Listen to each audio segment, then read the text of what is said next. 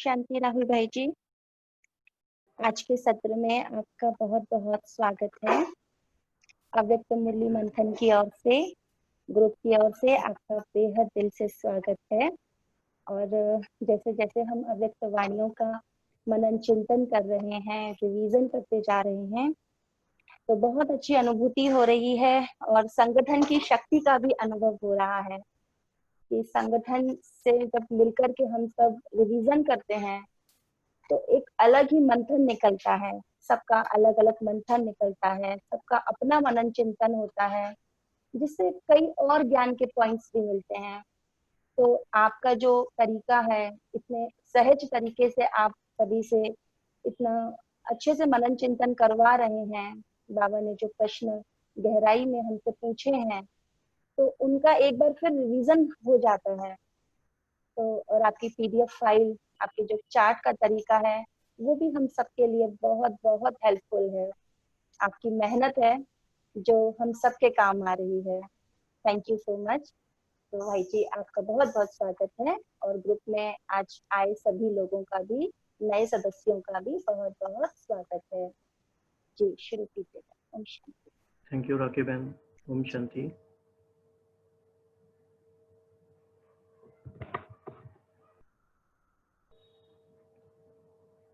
तो आज हम सभी 1971 की अव्यक्त मुरलियों का रिवीजन शुरू करेंगे। और जो भी भाई बहन रिवीजन करके आए हैं उन्होंने नोटिस किया होगा, बाबा ने एक बात इसमें कही कि कलेक्टिवली तो सभी लोग पुरुषार्थ करते हैं जैसे ऑफिशियल प्रोग्राम दिया जाता है, लेकिन प्रोग्रेस के लिए एक और बात की जरूरत है। वो बात क्या है?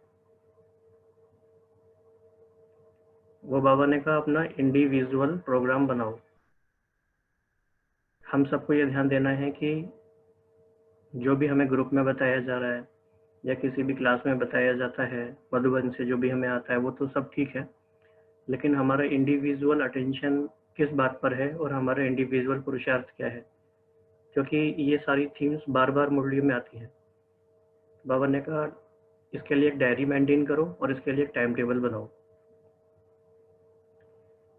तो इंडिविजुअल प्लान हमारा क्या है। और दूसरी बात हमें ये भी याद रखनी है, जो कि और भी इम्पोर्टेंट बात है, वैसे तो अधिकतर भाई बहन सब बहुत लोग अच्छे से स्टडी कर ही रहे हैं, लेकिन अगर कोई भी भाई बहन ऐसे हैं जिनको ये लगता है कि हम इस सेशन में आएंगे और हमारी 6-7 मुरलियों का रिवीजन हो जाएगा और हमें पढ़ने की आवश्यकता घर पे नहीं है, तो ऐसा नहीं है। सेल्फ स्टडी का कोई भी सब्स्टिट्यूट नहीं है। आपको घर पे पढ़ना ही है, सेल्फ स्टडी तो करना ही है। कितनी भी आप कोई भी क्लास कर लें, कोई भी आपको रिवीजन करा दें, लेकिन सेल्फ स्टडी का कोई सब्स्टिट्यूट नहीं है, उसका कोई उपाय नहीं है, उसको तो करना ही पड़ेगा। तो वी होप कि सभी आप लोग करके आए हैं सेल्फ स्टडी भी। तो आज हम शुरू करेंगे 1971। Just a minute।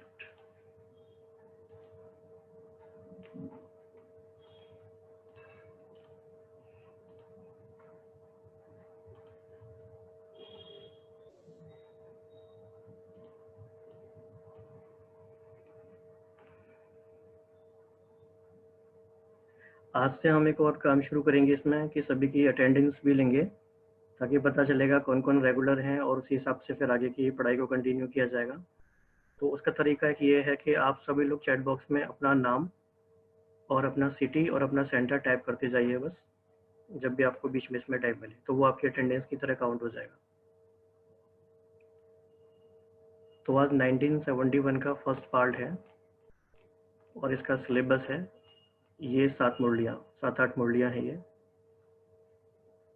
तो फर्स्ट इसमें है अव्यक्त स्थिति द्वारा सेवा। सेकंड और थर्ड मुरली की डेट सेम है और उसके टाइटल्स में कुछ लोगों को कन्फ्यूजन था। सेकंड मुरली का टाइटल कहीं कहीं था अभी नहीं तो कभी नहीं, तो उसमें कंफ्यूज नहीं होना है, वो गवर्नर के साथ मुलाकात थी। तीसरा है अव्यक्त वतन का अलौकिक निमंत्रण। तो आप देखेंगे कि अव्यक्त वाली जो थीम है वो बार बार इन सारी मुरलीज में आएगी। और फोर्थ मुरली हमारी है दिल तख्त नशीन आत्मा की निशानी। नेक्स्ट है जिम्मेदारी उठाने से फायदे, और उसके बाद है ताज तिलक और तख्त नशीन बनने की विधि, और उसके बाद लास्ट है अंतर्वाक शरीर द्वारा सेवा। तो काफ़ी डीप टॉपिक्स हैं, काफ़ी इंपॉर्टेंट टॉपिक्स हैं सारे ये। तो आज जैसे कि हमने देखा कि हमें किस किस बात पे फोकस करना है, हमारा पुरुषार्थ का पर्सनल इंडिविजुअल प्लान क्या है, किसी दिन पूछेंगे ये, आज उतना टाइम नहीं है। दूसरा है अव्यक्त स्टेज, बार बार जो थीम आती है वो फोकस में है। बाबा ने ये भी कहा, क्योंकि 18 जनवरी की मुरली अक्सर करके फर्स्ट मुरली होती है किसी भी साल की, तो बाबा ये कह रहे थे कि रिजल्ट में ये चेक करना होता है कि जो साल बीता उसकी रिजल्ट क्या है। तो बाबा बिल्कुल फोकस्ड है रिजल्ट पे। इसके अलावा इन मुरलियों में हम ध्यान देंगे, बाबा कई बातों में बताते हैं कि इसमें बाबा ने 4 प्रकार की लिस्ट देखी, या बाबा ने 3 प्रकार की लिस्ट देखी, और बाबा कई बातों में बताते हैं कि इस बात की निशानियां क्या है। तो लिस्ट कौन सी है और निशानियां क्या है, ये भी हम देखेंगे। और ये भी हमेशा हम ध्यान में रखेंगे कि अभी तक हमने 2 साल की पढ़ाई हो गई, 69 और 70, तो उसकी एक्शन टेकन रिपोर्ट क्या है, ये हमें अपने आप को देनी है और बाबा को देनी है।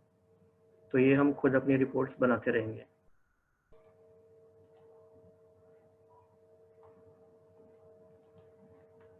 ओके,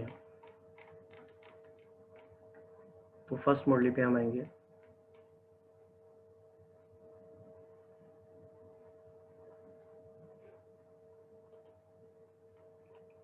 इस मुरली का टाइटल था अव्यक्त स्थिति द्वारा सेवा। तो अब ये टॉपिक सारे ऐसे हैं जो थोड़े एडवांस लेवल के टॉपिक हैं, और हम में से जो लोग करीब 2-3 साल से ज्ञान में हैं, जिन्होंने साकार मुरली भी बहुत सारी अच्छे से स्टडी की हुई है, ज्ञान को गहराई से समझा है, बाबा की उम्मीदों को समझा है, तो फिर हम इन चीज़ों पे अब काम कर सकते हैं। तो अव्यक्त स्थिति की आवश्यकता क्यों है? तो बाबा ने बताया कि अपनी अव्यक्त स्थिति होने से अन्य आत्माओं को भी अव्यक्त स्थिति का 1 सेकंड में अनुभव कराया तो वह प्रत्यक्ष फल स्वरूप आपके सम्मुख दिखाई देगा।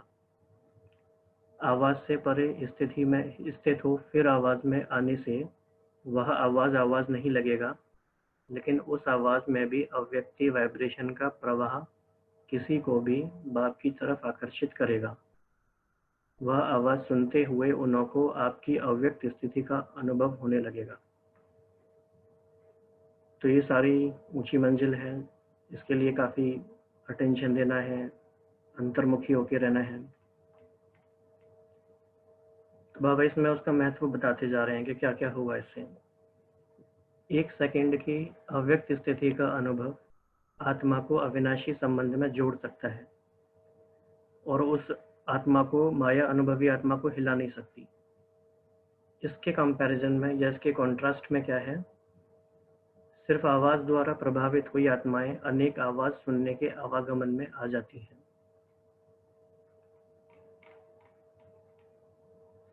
इसलिए बाबा ने कहा कि सदैव अपने आप को कंबाइंड समझ के कंबाइंड रूप की सर्विस करो।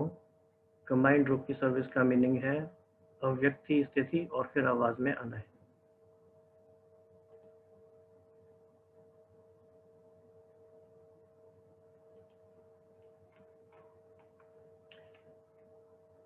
तो इसमें भी बाबा ने 2 बातें बताई कि क्या होता है जब हम सेवा के फील्ड में आते हैं, तो हमारा फोकस दूसरों पे अधिक होता है कि इनको क्या सुनना है, इनको क्या अच्छा लगेगा। तो इसके कारण ज्ञान के विस्तार का प्रभाव तो पड़ जाता है, लेकिन बाबा कह रहे हैं कि याद में मगन यह स्टेज मंथन की स्टेज से कम होती है। तो फोकस होना चाहिए याद में मगन स्टेज का। तो लगन में मगन रहने का प्रभाव कम दिखाई देता है। इसीलिए रिजल्ट में वो कहते हैं ज्ञान तो बहुत ऊंचा है, लेकिन मगन रहना है यह हिम्मत नहीं रखते। तो इन सारी बातों का मीनिंग ये भी है कि जैसा क्रिएटर है वैसी ही क्रिएशन होती है। जैसी स्थिति हमारी है वैसे ही फिर जिनको हम सुनाते हैं वो भी वैसे ही बनते हैं। तो नवीनता यही लानी है। तो नवीनता की बात क्यों हो रही है? क्योंकि नया साल शुरू हुआ है, 18 जनवरी है। तो नवीनता यही लानी है जो 1 सेकंड में अव्यक्ति अनुभव द्वारा संबंध जोड़ना है।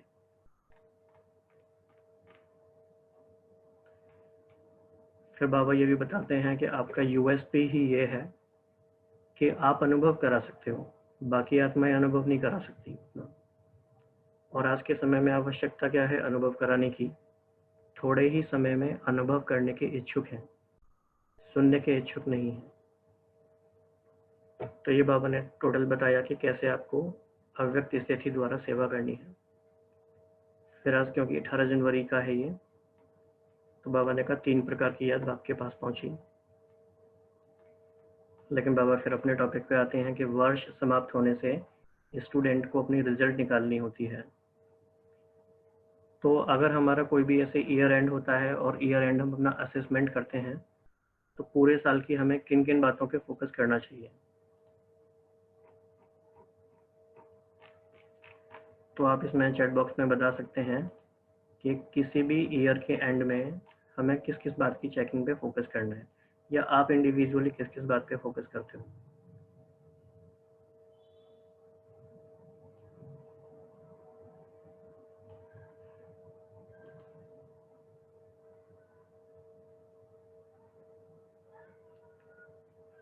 स्थिति में कितने एक रस हुए इस बात की चेकिंग करते हैं, कंसिस्टेंसी की चेकिंग करते हैं, डेवलपमेंट कितना हुआ, ओके, मेरे संकल्प की क्वालिटी क्या है, संस्कारों में परिवर्तन, ये बहुत अच्छा पॉइंट बताया वीना बहन ने, संतुष्ट कितने रहे, कितना किया, स्पीड कैसी रही, राइट, व्यर्थ से मुक्त बने या कितना बने, कौन कौन से व्यर्थ से मुक्त बने, कितने नजदीक पहुंचे हैं, राइट, ये भी बाबा ने कहा। किसी सब्जेक्ट में कमजोर हैं तो वो देखना है, संपूर्णता कितनी आई है, योग की अवस्था कैसी बनी है, विश्व कल्याणकारी स्वमान में कितना टिक सकते हैं, राइट, स्थिति कितनी एक रस रही, संकल्पों की कारोबार। हाँ, तो हमें ऐसी आंसर देने चाहिए बाबा की उसी मुरली से भी, ताकि हमें पता चले कि हमने कितनी अपनी अपनी स्टडी की हुई है, योग का चार्ट कैसा रहा, पावरफुल कितना रहा। तो हमें ये चेक करना है कि जो रिजल्ट हम ये चेक कर रहे हैं ये सेल्फ सेंट्रिक है या सेवा सेंट्रिक है, या दोनों में बैलेंस है।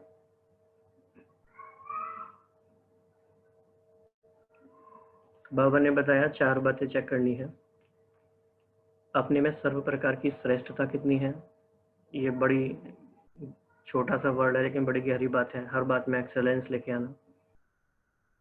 संपूर्णता में व सर्व के संबंध में समीपता कितनी आई है, संतुष्टता कहाँ तक आई है और शूरवीरता कहाँ तक आई है। इसके बाद बाबा ने फिर कहा कि आज का दिवस ट्रांसफर करने का दिवस कहते हैं। बाबा ने शक्तियां ट्रांसफर की, लेकिन इसके अलावा एक और काम करना है, ट्रांसपेरेंट स्थिति में ट्रांसफर करना है। ऐसे ट्रांसपेरेंट हो जाओ जो आपके शरीर के अंदर जो आत्मा विराजमान है वह स्पष्ट सभी को दिखाई दे। इसी को कहते हैं अव्यक्त व आत्मिक स्थिति का अनुभव कराना। फिर बाबा ने एक और बात का इशारा दिया कि आज भले वरदान का दिवस है लेकिन कैच करने वालों की कमाल होती है। आज के वरदान दिवस पर जो जितना कैच कर सके उन्होंने उतना ही वरदान प्राप्त किया। तो सारी बाबा की ऑफरिंग्स ओपन है, सभी के लिए है, लेकिन हमारी कैचिंग पावर कितनी है, हमारा अटेंशन कितना है, इसके आधार पे हम सारी बातें कैच करते हैं।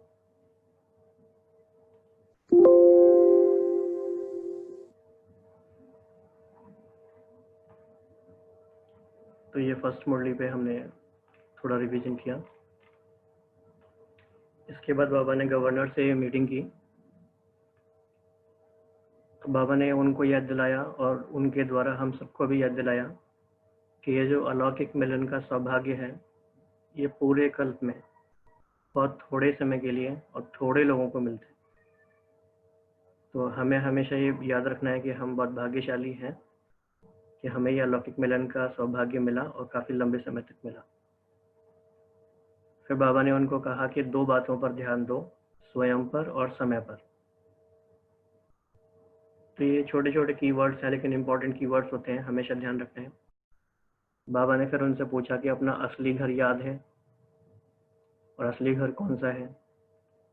फिर बाबा ने उनको उन्हीं के हिसाब से एक एग्जाम्पल दिया कि जब ड्यूटी से आते हैं घर पे तो सुकून मिलता है, घर पे आ जाते हैं तो ऐसे ही बार बार घर में आने का अभ्यास करो, चाहे मधुबन को घर कहें चाहे परमधाम को घर कहें।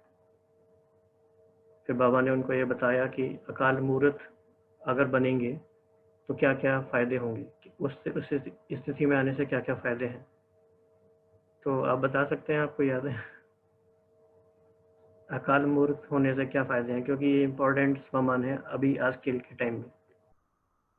मैं अकाल मूर्त आत्मा हूँ, इससे क्या बेनिफिट होगा या ये अभ्यास हमें क्यों करना चाहिए। अकाल मृत्यु से बच सकेंगे, राइट,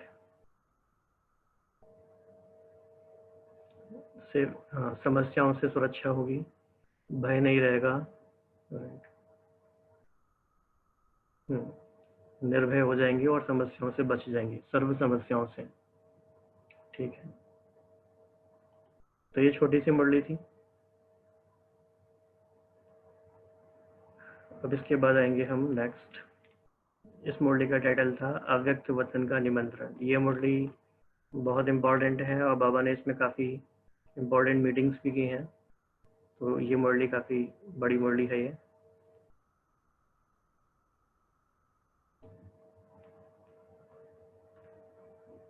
सबसे पहले बाबा ने इसमें पूछा था कि देवियों को दिखाते हैं, कहीं पे 4 भुजा हैं, कहीं पे 8 भुजा हैं, कहीं पे 16 भुजाएं भी दिखाते हैं, और जिसकी इमेजिनेशन अच्छी होगी तो वो और भी भुजाएं बना देगा। दुर्गा पूजा में खास तौर से ऐसा होता है। तो ये सारी जो भुजाएं दिखाते हैं ये किसका यादगार है? बहुत सिंपल आंसर है इसका, इस बात का यादगार है, ये शक्तियों का यादगार है। लेकिन शक्तियां तो 8 होती हैं, भुजाएं 16 अगर हो गई तो, या ज़्यादा हो गई तो।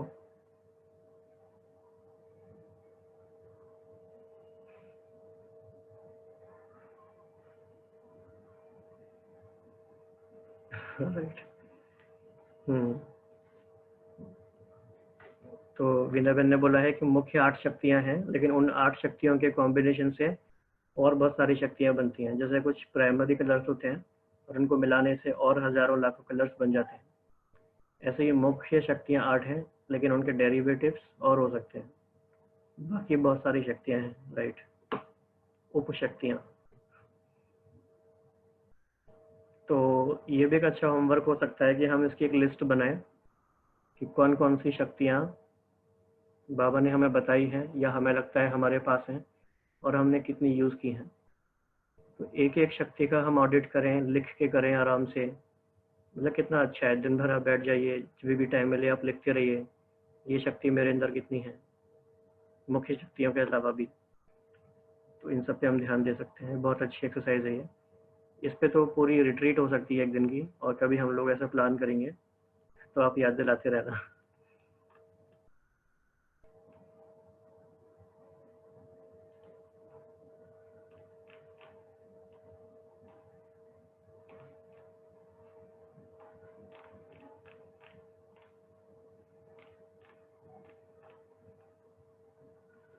तो जब हम कहते हैं मास्टर सर्वशक्तिवान, तो उस टाइटल का मीनिंग ये है कि मास्टर सर्वशक्तिवान में सारी ही शक्तियां हैं। बाबा कह रहे थे कि बाप दादा वतन में ये सारा कुछ देखते हैं। बाबा के पास एक अलौकिक प्रदर्शनी है और उसमें बाबा के पास बहुत सारे चित्र भी हैं। तो बाबा निमंत्रण दे रहे हैं। तो बाबा ने किस बात का निमंत्रण दिया है आज? बाबा ने कहा कि वो स्पिरिचुअल आर्ट गैलरी जो वतन में है उसे देखने आ जाओ, जब मन करे तो आ जाओ, अच्छा लगे तो। बाबा कह रहे हैं निमंत्रण देने वाला तो निमंत्रण देता है, आने वालों का काम है पहुंचना। बाबा कई बात ऐसी बोलते हैं जो हमें बहुत ध्यान से देखनी चाहिए।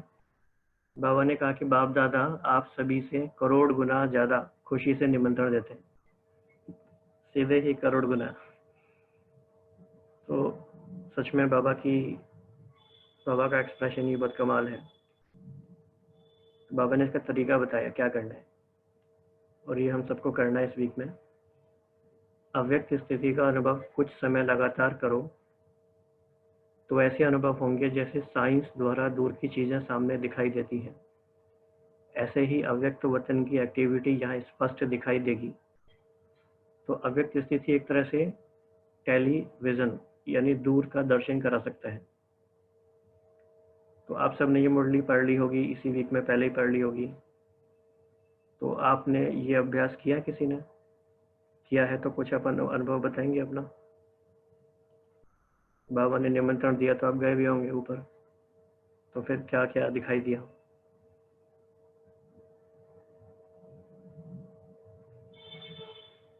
तो आप शेयर कर सकते हैं, मीनवाइल हम आगे बढ़ेंगे। तो अब हमें ये समझना है कि बाबा बार बार कह रहे हैं, 69 से हम सुन रहे हैं, अव्यक्त स्थिति। अव्यक्त स्थिति हमारे लिए एक बहुत बड़ी थीम हो गई पर्सनल। अब इस पे हमें इंडिविजुअल पुरुषार्थ करना है। जितनी भी बातें हमने समझी, जो हमें याद है या जो हमने नोट की हैं, एक एक को हमें यूज करके उसमें गहराई में जाना है कि क्या क्या बातें हमें इसमें हेल्प करती हैं, क्या क्या बातें हैं जो हमें इससे पीछे ले जाती हैं।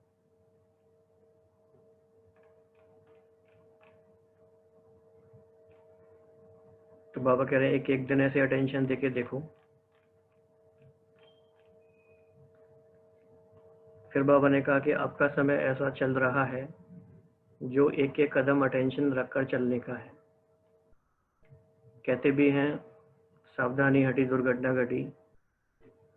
जैसे शिवानी बहन ने भी कुछ महीनों पहले कहा कि स्लिपरी रोड है, ये फिसलने का चांस है, अगर ध्यान नहीं रखेंगे तो फिसल जाएंगे, पता भी नहीं चलेगा।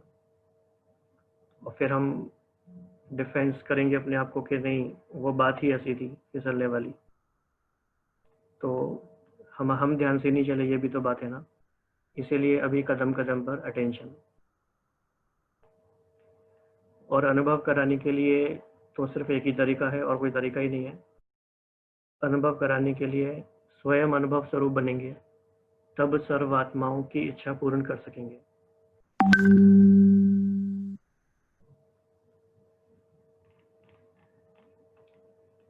तो बाबा ने कुछ बातें ऐसी बताई हैं जो अभी आपको लगेगा कि इस समय हम देखें तो वो बिल्कुल सही साबित हो रही हैं। बाबा ने कहा कि अब सिर्फ एक दुख की लहर आएगी, तो जैसे लहरों में लहराती हुई आत्माएं व लहरों में डूबती हुई आत्मा एक तिनके का भी सहारा ढूंढती है, ऐसे आप लोगों के सामने अनेक भिखारी आत्माएं या भीख मांगने के लिए आएंगी। तो दुख की लहरें कुछ आ चुकी हैं, कुछ आएंगी, आती रहेंगी। तो जैसे जैसे दुख की लहरें आएंगी, बढ़ती जाएंगी, तो आत्माओं की सर्च बढ़ेगी और वो हमारे पास आएंगी। तो क्या हम उसके लिए उतने तैयार हैं? तो बाबा ने फिर प्रश्न पूछा है, ये क्वेश्चंस इंट्रोस्पेक्शन के लिए हमें यूज करना है। तो ऐसी तड़पती हुई या बेकारी प्यासी आत्माओं की प्यास मिटाने के लिए अपने को अतीन्द्रिय सुख व सर्व शक्तियों से भरपूर किया हुआ अनुभव करते हो। सर्व शक्तियों का खजाना, अतीन्द्रिय सुख का खजाना इतना इकट्ठा किया है जो अपनी स्थिति तो कायम रहे लेकिन अन्य आत्माओं को भी संपन्न बना सको। तो बाबा ने जो ये प्रश्न पूछा है कि सर्व शक्तियों से भरपूर और अतीन्द्रिय सुख से भरपूर, तो इसमें हम कितना % अपने आप को कह सकते हैं?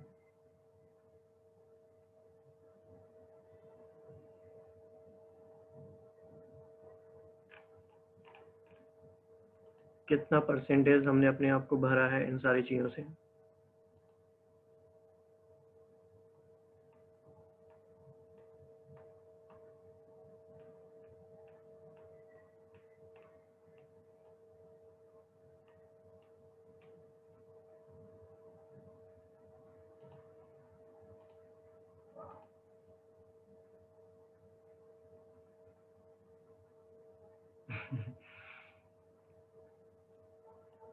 सेवेंटी %, 60%, 51, 60, 60%, 72, 75 भर भी रहा है। ओके,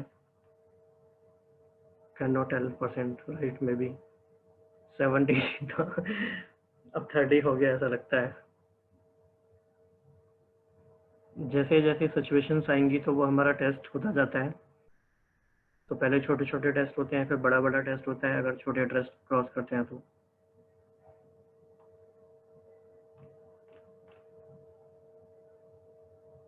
तो बाबा कह रहे हैं धीरे धीरे ये आवाज फैलेगा कि सुख शांति का अनुभव ब्रह्मा कुमारियों के पास ही मिलेगा।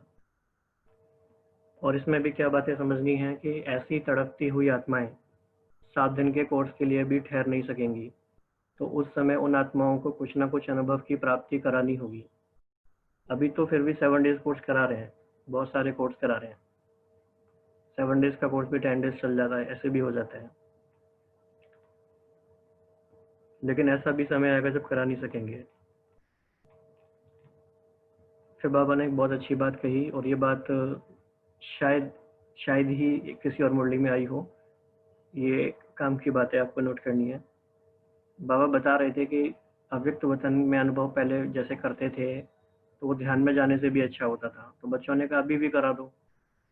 तो बाबा ने क्या कहा, कोई बच्चे कोई बात की जिद करते हैं तो बाप को कहना मानना पड़ता है, अब अनुभव करने की जिद करो। वैसे तो जिद करने का संस्कार अच्छा नहीं होता है, लेकिन बाबा ने यह खुद ही कहा कि अनुभव करने की जिद करो। इस बात को आप नोट कर लीजिए, क्योंकि बाबा ने हमें थोड़ी सी लिबर्टी दे दी है कि हम किस किस बात के लिए जिद कर सकते हैं।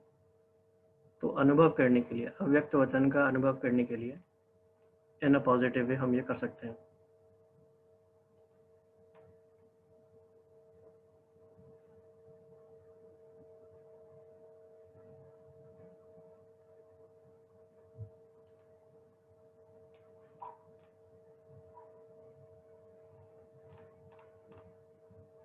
फिर बाबा ने एक और बहुत अच्छी बात कही इसमें, और बाबा ने ये काफी मुरलियों में बोला है। ये बाबा कई बार कहते हैं कि विनाश की मशीनरी चलेगी। मशीनरी टर्म बाबा का एक बहुत ही स्पेसिफिक टर्म है। ऐसे ही बाबा ने इसमें कहा कि जैसे वह सुनाते हैं ना मिनट मोटर, ऐसी मशीनरी चलेगी। तो दृष्टि वृत्ति स्मृति वाणी सभी से सर्विस चलेगी।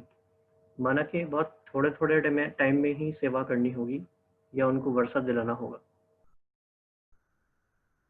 क्योंकि उतना टाइम ही नहीं होगा कि सब कुछ करा सको। इसलिए यह याद रखना है कि जो भी आत्माएं संपर्क में आती हैं उनको जो आवश्यकता है वह मिले, क्योंकि हर एक को सारी चीजें नहीं चाहिए। जो लोग बाद में आत्माएं आएंगी उनको सब कुछ नहीं चाहिए बाद में, वो थोड़े टाइम में आएंगी तो उनको कुछ कुछ चीजें चाहिए। तो बाबा ने कह रहे हैं जैसे रोटी की आवश्यकता वाले को पानी दे दो तो नहीं चलेगा, तो किसी को मान देना पड़ता है। उसको कहो जाकर दरी पर बैठो तो कैसे बैठेगा। कोई को दरी पर बिठाकर कोर्स कराया जाता है, कोई को सोफे पर। तो आप देखो कि बाबा ने हमें छोटी छोटी बातों पे भी कितने अच्छे से समझाया। बिल्कुल बाबा ने एक प्रैक्टिकल ज्ञान दिया है कि क्या क्या करना है। बाबा ने फिर एग्जाम्पल दिया कि अभी गवर्नर आया तो क्या किया, रिगार्ड दिया ना। अगर रिवाजी रीति से चलाओ तो चल ना सके, तो कहाँ रिगार्ड देकर लेना पड़ता है। बाबा ने एक और एग्जाम्पल दिया है, इसका बहुत अच्छा एग्जाम्पल है। सभी को एक जैसा डोज देने से बीमार भी पड़ जाते हैं। आजकल डॉक्टर्स के पास पेशेंट जाते हैं तो लंबा कोर्स नहीं चाहते हैं, आया इंजेक्शन लगाया और खलास। यहाँ भी ऐसे है, आया और उनको उड़ाया। तो कितना इंटरेस्टिंग एग्जाम्पल है ये, कि ये हमें परखने की शक्ति चाहिए कि किस आत्मा को क्या चाहिए, किसको कितना बताना है, कितना देना है। तो ऐसा अभ्यास हम सभी का है। मतलब कि एक तरह से कहा जाए तो कस्टमाइज्ड सर्विसेज, कि किसी को क्या चाहिए।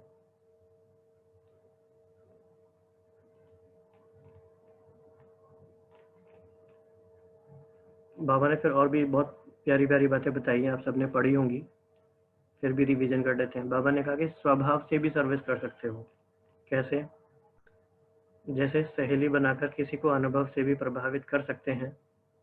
छोड़ ना दो कि यह ज्ञान सुनते नहीं हैं, पहले संपर्क में लाकर फिर संबंध में लाओ। स्वभाव से भी किसी को समीप ला सकते हो, इसका प्रयोग करो।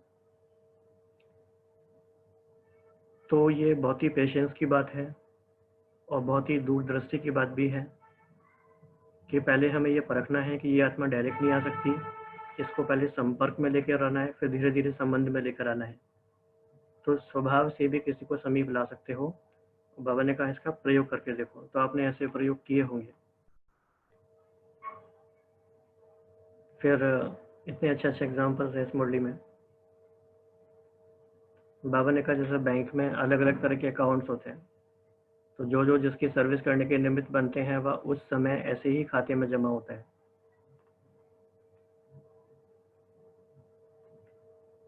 तो अलग अलग तरह की सेवा, तो अलग अलग तरह का जमा। फिर इसका एक और सीक्रेट क्या है, संबंध और संपर्क। ये बहुत हम कई बार आराम से यूज करते हैं शब्द को, लेकिन इसकी बहुत गहराई है कि जैसे सुनाया कि संपर्क में तो लाया है, परंतु संबंध में लाना है। जो अनेकों को संबंध में लाता है वह नजदीक संबंध में आएगा, और जो अनेकों को संपर्क में लाते हैं वो वहां भी नजदीक संपर्क में आएगा। तो हर बात का आधार जो यहाँ पे संगम पे होता है वही फिर भविष्य में होता रहेगा। तो ये भी काफी अच्छा पॉइंट है। फिर ये भी बाबा ने सेकंड ग्रुप से अच्छी बात बताई कि सारे दिन के पोथा मेल को ठीक रीति से निकाल सकते हो। तो इसमें बाबा ने काफी बातें बताई हैं चेक करने के लिए, लेकिन ये बात इंपॉर्टेंट है कि समय नष्ट नहीं करना है, फौरन निर्णय करना है कि क्या करना है क्या नहीं करना है। तो ऐसी कौन कौन सी बातें हैं जिसमें हमें तुरंत डिसीजन लेना होता है और टाइम वेस्ट नहीं करना होता है? कोई एक दो ऐसी बातें।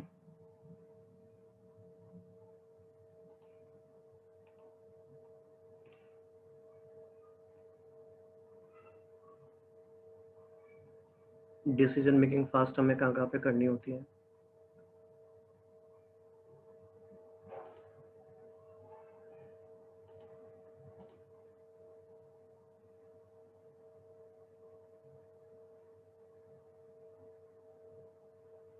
धारणाओं में। ओके।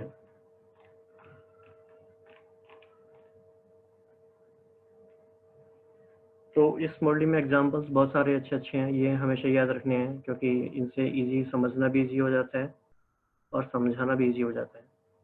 तो बाबा ने कहा था कि जैसे रास्ते में कार चलाने वाले को सर्टिफिकेट होता है, तो दिखा देने से रास्ता पार कर लेते हैं। मान लीजिए कि एक स्टेट से दूसरे स्टेट में जाना है, ट्रांजिट पास होता है, तो ऐसे धर्मराजपुरी में भी ये सर्टिफिकेट काम में आएगा। कौन सा सर्टिफिकेट है ये? निमित्त बहनों द्वारा मिला हुआ सर्टिफिकेट संतुष्टता का, क्योंकि ट्रिब्यूनल में यही महारथी बैठते हैं, इन्हीं की ही सर्टिफिकेट काम में आएगी। तो ये काफी इम्पोर्टेंट पॉइंट है।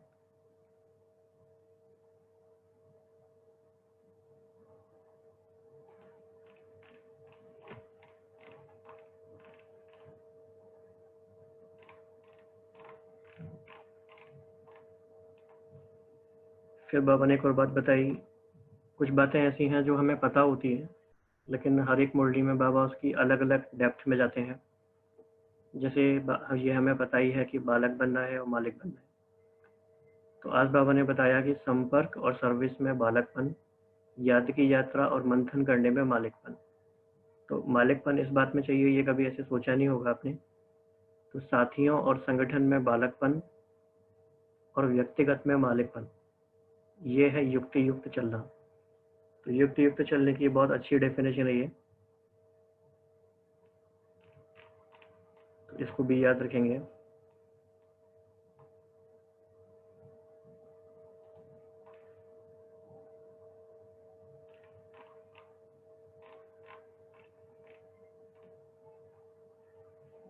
फिर इसमें कुछ इंटरेस्टिंग क्वेश्चंस पूछे गए हैं, हर एक क्वेश्चन पे अलग अलग आप ध्यान दे सकते हैं, आपने दिया ही होगा। जैसे कि सर्व पर विजयी बनने की युक्ति क्या है? तो विजयी बनने के लिए हर एक के दिल के राज को जानना है, और दिल के राज को जानने के लिए अंतर्मुखता चाहिए। जितना राज को जानेंगे उतना सर्व को राजी कर सकेंगे। फिर नेक्स्ट क्वेश्चन पूछा है, सरल चित्त की निशानी क्या है? तो ये भी आप देख सकते हैं।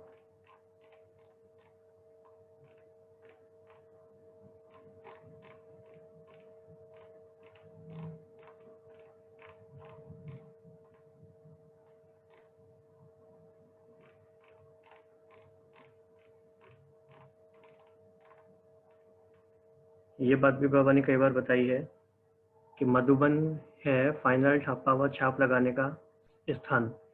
जैसे पोस्ट ऑफिस होती है, उसमें जब फाइनल ठप्पा लगाते हैं तब चिट्ठी जाती है। यह भी स्वर्ग के अधिकारी बनने का छाप मधुबन है। तो आप में से कोई ऐसा तो नहीं होगा जो मधुबन नहीं गया हो। सभी लोग मधुबन गए होंगे कभी ना कभी।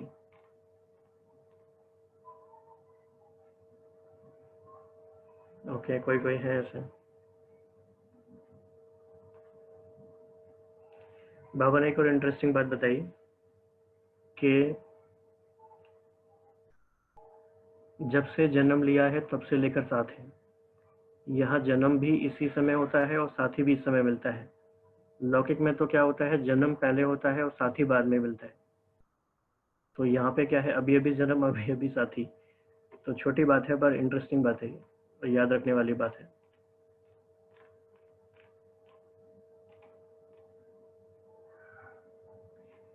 फिर बाबा ने कहा कि जैसे कहते हैं ना, सन शोज फादर, ऐसे ही है student shows teacher.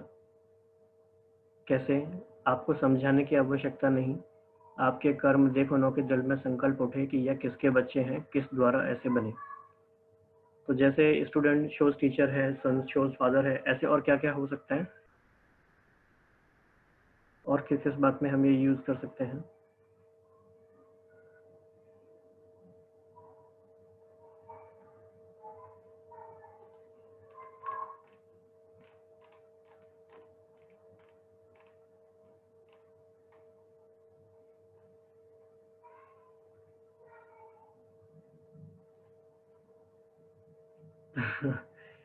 Disciple shows गुरु, हाँ ये बात भी ठीक है।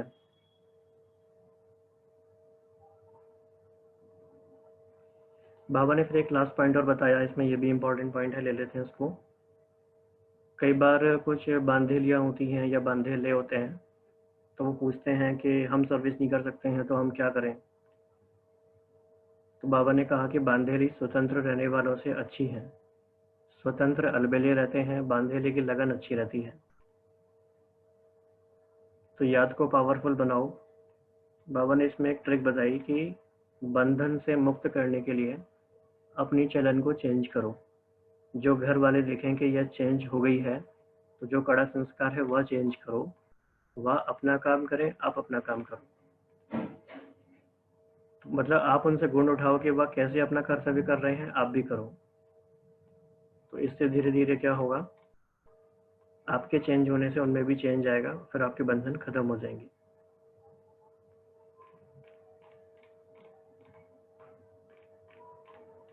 तो ये काफी, इसको बहुत ध्यान से आपको पढ़ना है, अव्यक्त वचन का अलौकिक निमंत्रण, इस मुरली को।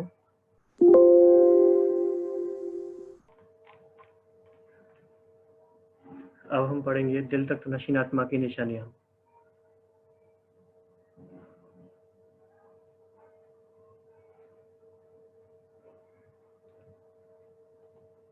ये जो मुरली बाबा ने चलाई है, तो बाबा के सामने कौन बैठे हुए हैं इसमें बता सकते हैं?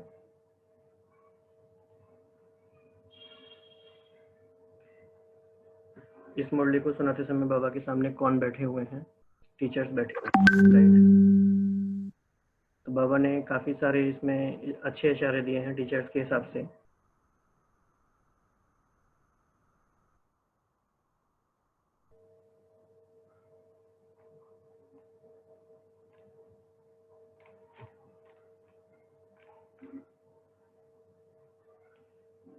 तो बाबा कह रहे हैं टीचर्स हैं इसलिए प्रश्न उत्तर कर रहे हैं। तो जो दिल तक नशीन होंगे उनकी निशानी क्या होगी? तो बाबा ने इसमें कई बातें बताई हैं। तिलक और ताज होता है, उनके मस्तक पर सदैव अविनाशी आत्मा की स्थिति तिलक दूर से ही चमकता हुआ नजर आएगा। और दूसरी बात है सर्वात्माओं के लिए शुभ भावना। तीसरी बात है उनके संकल्प वचन कर्म बाप के समान होंगे। चौथी बात है 3S यानी स्नेह, सहयोग और शक्ति। तो इन चारों बातों को आपको अलग से समझना है। तो अभी आप अपनी रिजल्ट को चेक करो कि यह चार ही निशानियां कहाँ तक दिखाई देती हैं। इसमें भी अधिकतर बाबा ने बार बार यही बताया है, आपने देखा होगा सारी मुरलियों में। स्नेहीपन की विशेषता है, और सहयोगीपन की विशेषता भी है, लेकिन शक्ति रूप की धारणा कम है। तो इसकी निशानी क्या है, कैसे पता चलेगा कि शक्ति की धारणा कम है? तो बहुत सिंपल है, ये बहुत ही अच्छा पॉइंट बाबा ने बताया। उनकी स्पष्ट निशानी 2 शब्दों में यह दिखाई देगी, उनका हर बात में क्यों, क्या, कैसे क्वेश्चन मार्क बहुत होगा। ड्रामा को फुल स्टॉप देना उनके लिए बड़ा मुश्किल होगा, इसीलिए स्वयं ही क्या, क्यों, कैसे की उलझन में होगा। तो बिल्कुल ये याद रखना है कि अगर जितने हमें ड्रामा को फुल स्टॉप लगाने में मुश्किल लगता है, तो माना कि शक्ति की कमी है।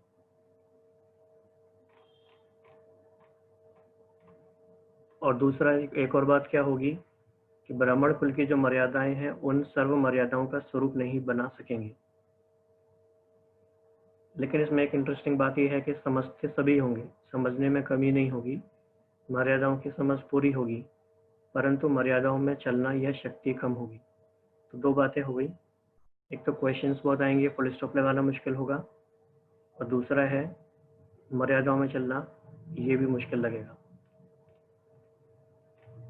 तो ये बहुत इंपॉर्टेंट पॉइंट है शक्ति की कमी का।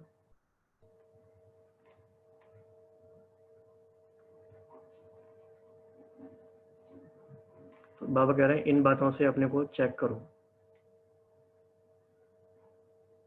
फिर बाबा ने एक और अच्छा एग्जाम्पल दिया है, जैसे बहुत बढ़िया और मीठा फल तब निकल सकता है जब उस वृक्ष में सब बातों का ध्यान दिया जाता है। धरती उखाड़ने का भी ख्याल, बीज डालने का, जल का, सभी का ध्यान देना पड़ता है। ऐसे श्रेष्ठ फल तैयार करने के लिए संस्कार मिटाने की शक्ति, यह हुई धरती उखाड़ने की शक्ति।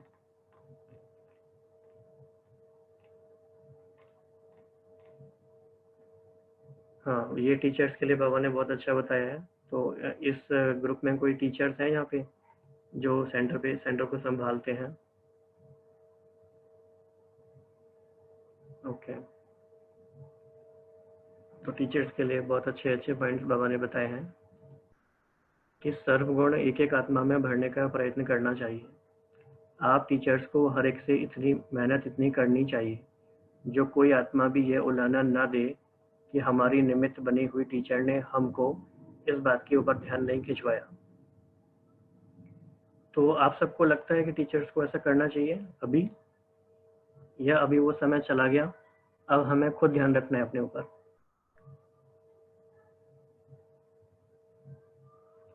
तो अभी टीचर्स का वेट नहीं करना है, क्योंकि टीचर्स के पास बहुत जिम्मेदारियां होती हैं।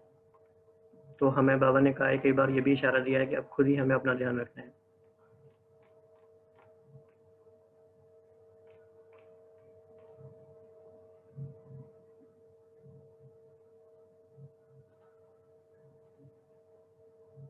राइट, खुद ध्यान रखना है, सेल्फ टीचिंग यानी खुद का ही टीचर बनना है। फिर बाबा ने एक और बात बताई कि सर्विस आप लोगों के लिए एक दर्पण है, जिस दर्पण द्वारा अपने अंदर की स्थिति को देख सकते हो। जैसे दर्पण में अपनी सूरत सहज और स्पष्ट दिखाई देती है, ऐसे ही सर्विस के दर्पण द्वारा अपने फीचर्स सूरत नहीं लेकिन सीरत का सहज स्पष्ट साक्षात्कार होता है। तो सर्विस है सीरत का आईना। तो कैसे बता सकते हैं सर्विस हमारी स्थिति का दर्पण कैसे है?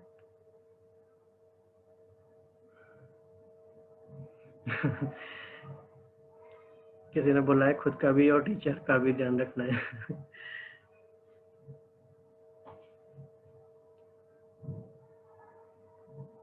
सर्विस आईना है, दर्पण है, चलन का दर्पण है, एक रस स्थिति का दर्पण है, सफलता का दर्पण है। राइट, सर्विस की सफलता है अव्यक्त स्थिति।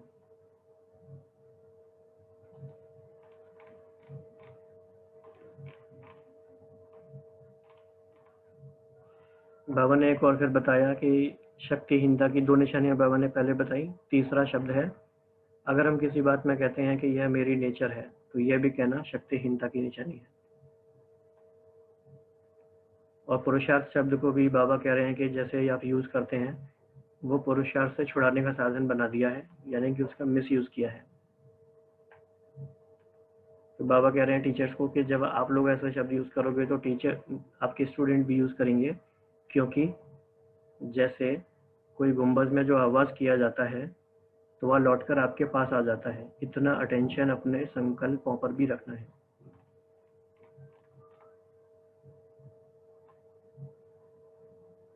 तो आजकल स्टूडेंट सुनते नहीं है, मान लीजिए ये कहते हैं मेहनत करते हैं लेकिन आगे नहीं बढ़ते हैं, वहाँ के वहाँ खड़े हैं, तो यह रिजल्ट क्यों है? इसको हम ऐसे भी कह सकते हैं कि पेरेंट्स अगर अपने बच्चों के बारे में भी ऐसा कहते हैं तो यह भी अपनी स्थिति का रिटर्न है, क्योंकि स्टूडेंट भी चलते चलते निमित्त बनी हुई टीचर्स की कमजोरियों को परख कर उसका एडवांटेज उठाते हैं।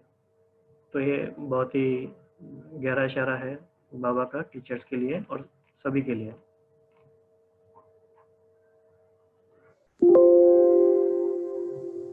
तो हमेशा हमें एग्जाम्पल्स पे फोकस करना है और उनकी लिस्ट को हम मेंटेन करते जाएं, और फिर हम ये सोचें बाबा ने ये वाला एग्जाम्पल क्यों दिया था, तो वो याद रखना बहुत आसान हो जाएगा।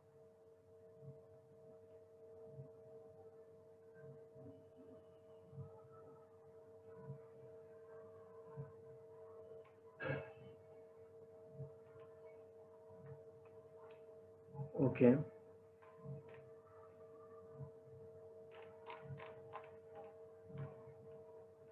हाँ ये बहुत अच्छी मुरली है। जिम्मेदारी लेने के क्या क्या फायदे हैं, तो इसमें तो डायरेक्टली आपसे पूछ ही लेते हैं, क्योंकि ये सबको याद होने चाहिए। जिम्मेदारी लेने के क्या क्या फायदे हैं?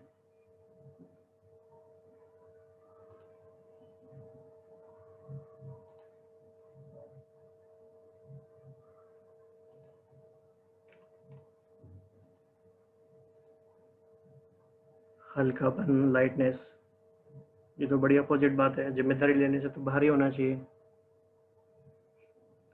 मदद मिलती है, आशीर्वाद मिलती है, ब्लेसिंग्स मिलती है, अवस्था अच्छी बनती है, आगे बढ़ते हैं, स्टेज आगे बढ़ते हैं, बिजी में बिजी रहते हैं, एग्जाम्पल बनते हैं। राइट।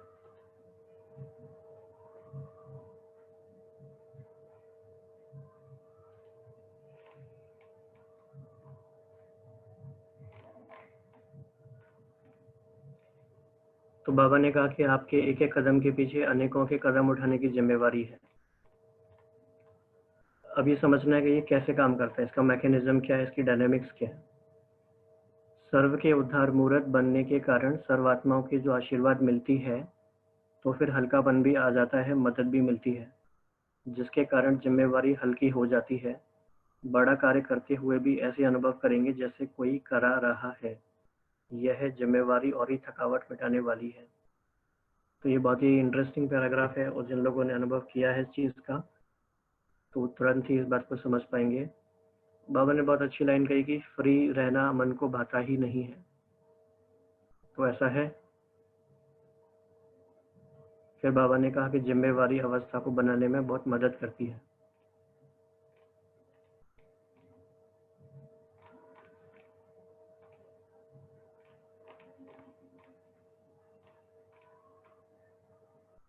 एक और गहरी बात है जिसको भी हमें ध्यान पे रखना है। बाबा ने कहा कि जिनको जितना समीप आना है वह सर्कमस्टांसेस अनुसार भी इतना समीप आएंगे। जिनको कुछ दूर होना है तो सर्कमस्टांसेस भी ऐसे बनते जाएंगे निमित्त, जो चाहते हुए भी आ नहीं सकेंगे। तो आप ये सारा अनुभव कर ही रहे होंगे इस समय कि परिस्थितियां कुछ भी करा सकती हैं। फिर बाबा ने आगे कहा कि हर एक को व्यक्तिगत अपने लिए कोई विशेष प्रोग्राम रखना चाहिए।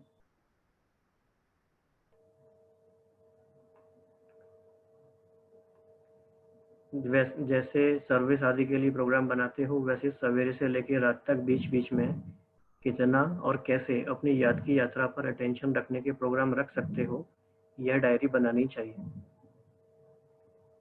ये डायरी बनानी चाहिए, कितनी अच्छी बात है।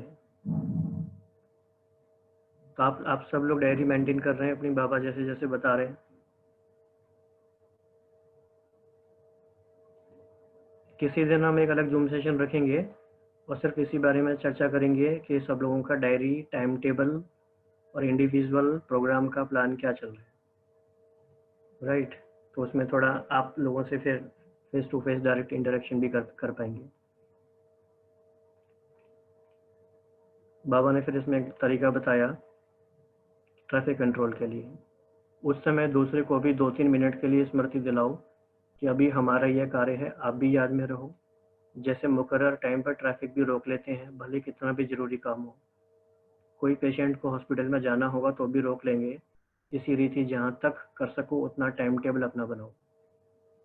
बाबा ने इसमें इशारा दिया है कि इवन कितनी अर्जेंट बात को भी बाबा ने एग्जाम्पल देके बोला कि अपना टाइम टेबल बनाओ और उसको फॉलो करो वैसे ही। उसमें ज़्यादा रिलैक्स नहीं होना है, कैजुअल नहीं होना है। ऐसा नहीं कि कोई आ गया तो फिर हमने वो छोड़ दिया काम, बल्कि उनको भी हमें याद के उसमें विधि में लेके आना है। तो कोई कार्य हो उसको आगे पीछे करके भी 2-4 मिनट का टाइम याद में रहने के लिए जरूर निकालो, तो उससे वायुमंडल में भी सारा प्रभाव रहेगा, सभी एक दो को फॉलो करेंगे। तो इससे बुद्धि को रेस्ट भी मिलेगी, शक्ति भी भरेगी और वायुमंडल को सहयोग भी मिलेगा। और वैसे भी जब देखते हो कोई व्यक्त भाव में ज़्यादा है तो उनको बिना कहे अपना अव्यक्ति शांत रूप ऐसा धारण करो जो वह भी इशारे से समझ जाए, तो फिर वातावरण कुछ अव्यक्त रहेगा। तो ये भी एक युक्ति है, बिना कहे। तो आपको इस विधि से हेल्प मिली होगी, आपने किया होगा ट्राई, करना पड़ता है ट्राई, है ना। बिना कहे अव्यक्ति स्वरूप में धारण करना।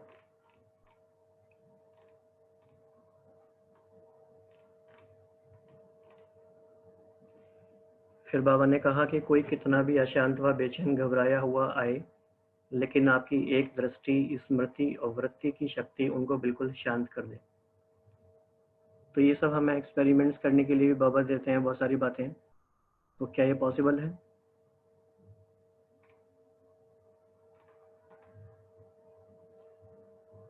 बाबा कह रहे हैं कोई कितना भी व्यक्त भाव में हो, लेकिन आप लोगों के सामने आते ही अव्यक्त स्थिति का अनुभव करें।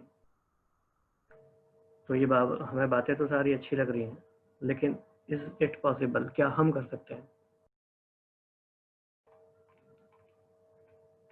फिर बाबा ने एक बहुत ही अच्छा एग्जाम्पल दिया है। आप लोगों की दृष्टि किरणों जैसा कार्य करें, और अभी तक के रिजल्ट में क्या हुआ है, मास्टर सूर्य के समान नॉलेज की लाइट देने के कर्तव्य में सफल हुए हो, लेकिन किरणों की माइट से हर एक आत्मा के संस्कार रूपी कीटाणु को नाश करने का कर्तव्य करना है। लाइट देने में पास हो, लेकिन माइट देने का कर्तव्य भी रहा हुआ है। ये बहुत इंपॉर्टेंट पॉइंट है, ये आपको अच्छे से नोट करना चाहिए। लाइट दे रहे हैं, माइट देना बाकी है। फिर बाबा ने इसमें 4 लिस्ट के बारे में बताया। सर्विसेबल है, सेंसिबल है, सक्सेसफुल और वैल्यूएबल। आपने ये सब पढ़ा होगा कि ये बहुत सारे कॉम्बिनेशंस हैं और चारों ही का अपना अपना महत्व है। तो कई बार हम सेंसिबल होते हैं, पर जरूरी नहीं हम सक्सेसफुल भी हो। प्लानिंग अच्छी कर सकते हैं, लेकिन प्रैक्टिकल में आना भी जरूरी है।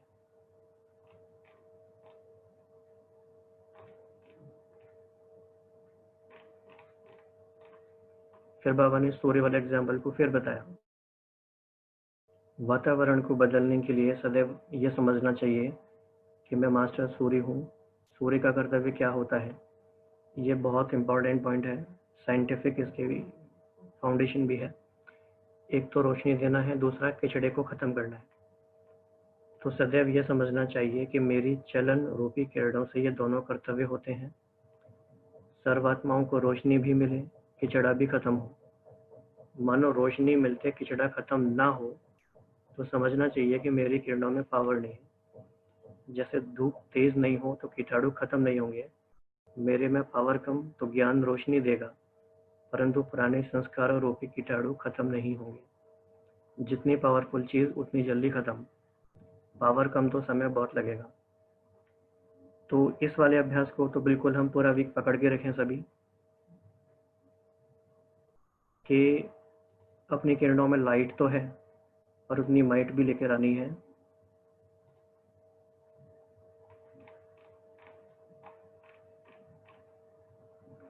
फिर बाबा ने प्यारी सी बात कही माताओं से कि ऐसे नहीं समझो कि पढ़ी लिखी नहीं हो, सृष्टि की नॉलेज पढ़ ली तो उसमें सब आ जाता है। तो ये हमारे सुप्रीम टीचर की सुप्रीम पढ़ाई है। तो आज हमने काफ़ी गहरी गहरी बातों को देखा। तो 2 मुरलियाँ हमारी इसमें आज रह गई, तो कोई बात नहीं, इसको हम नेक्स्ट सेशन में देखेंगे। तो जनवरी की हमारी सारी मुरली हो गई। फरवरी की जो है ताज तख्त तिलक वाली और अंतवाहक वाली, ये अगली बार देखेंगे। और इसके अलावा अगली वीक का सिलेबस क्या होगा, मार्च वाली जो मुरलियाँ हैं 71 में मार्च की, इसमें से देखेंगे जितने भी हो पाएंगी, क्योंकि 2 फरवरी की हो गई, फिर 1 2 3 4 शुरू की 3 या 4 इसमें से मार्च की ले लेंगे। तो जितना कवर हो सकता है करेंगे, कोशिश आप भी करना।